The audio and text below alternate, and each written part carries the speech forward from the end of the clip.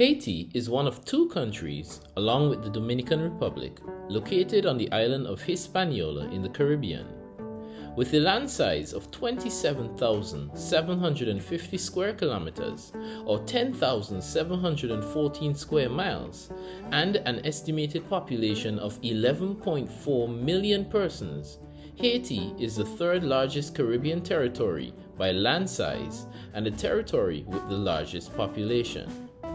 Despite such large figures, in comparison to countries outside the Caribbean, Haiti would be considered a small country. One may therefore ask, what impact can such a small country make? Well, let's investigate an interesting account of how Haiti helped to create one of the largest countries in the world and one of the most powerful economies in human history, the United States of America. In 1803, the United States purchased 827,000 square miles of land west of the Mississippi River from France for US $15 million. In today's money, that would be equivalent to US $600 billion. This land purchase allowed the United States to acquire land that, in today's geographical terms, would make up 15 states and parts of 2 Canadian provinces. The purchase increased not only the United States' land acquisition and ownership, but it also increased their chances of attaining wealth, becoming the world's foremost economic and military power. The purchase of such a vast expanse of land would not have been possible for the Americans if it were not for a resilient group of freed slaves on a small island in the Caribbean and a panicking French emperor. The French Empire controlled the territory of Louisiana, which was called the Louisiana Territory of New France, from 1699 to 1762. It was then ceded to the Spanish during the Treaty of Fontainebleau in 1762. This gave the Spanish vast amounts of untapped land, which was further cemented with France's defeat to Spain during the 7 Years' War, which was fought between 1756 and 1763. This allowed for Spain to control everything west and Britain to control everything east of the Mississippi River.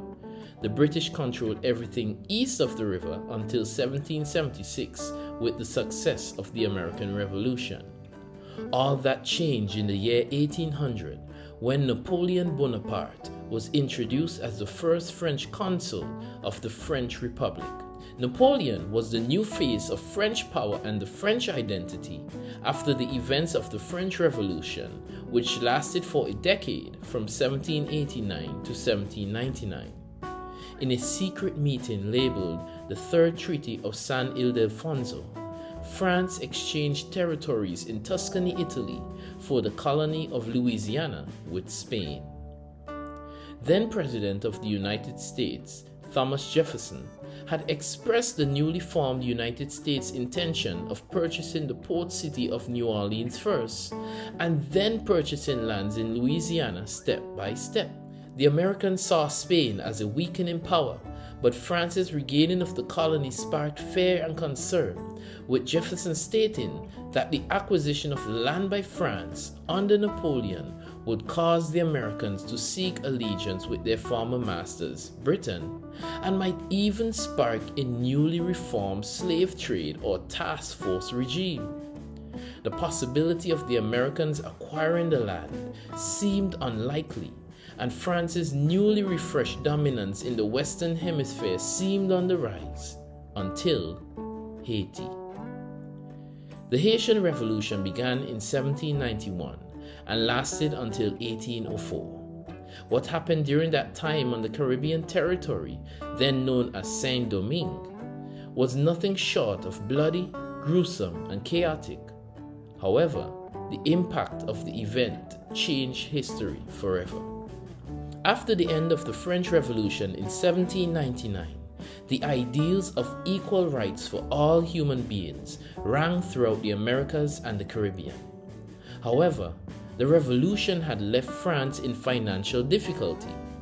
As a result, heavy tariffs were placed against planters stationed in Haiti who were importing produce from France. The Haitian planters, in return, were not allowed to trade with any other external power. This limited growth in a colony that was, by far, the crown jewel of the Kingdom of France. The colony produced 40% of all sugar and 60% of all coffee imported by Europe, and France sent over 800,000 African slaves to Haiti. That's more than double the number of slaves sent by France to the entire North American continent. Revolutionaries such as Toussaint Louverture and Jean-Jacques Dessalines were the main champions of the revolution, leading strategic military advances against French troops, defeating both the French army and the navy. Louverture was captured and died in prison in 1803, 1 year before the end of the revolution.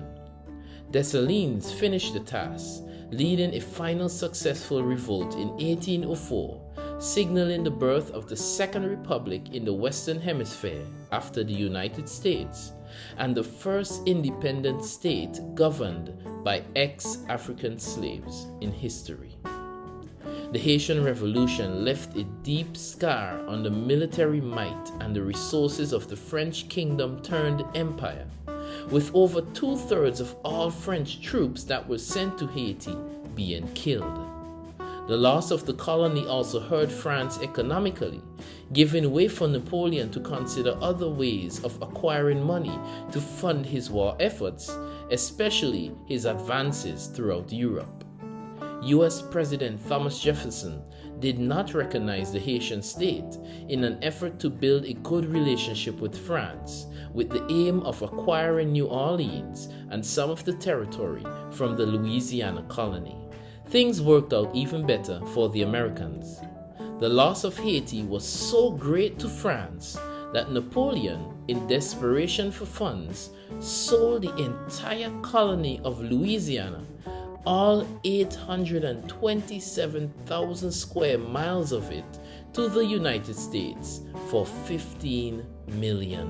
Result, the Louisiana Purchase more than doubled the size of the United States, allowing them to acquire lands that later on would be discovered as having precious minerals and resources such as gold and oil.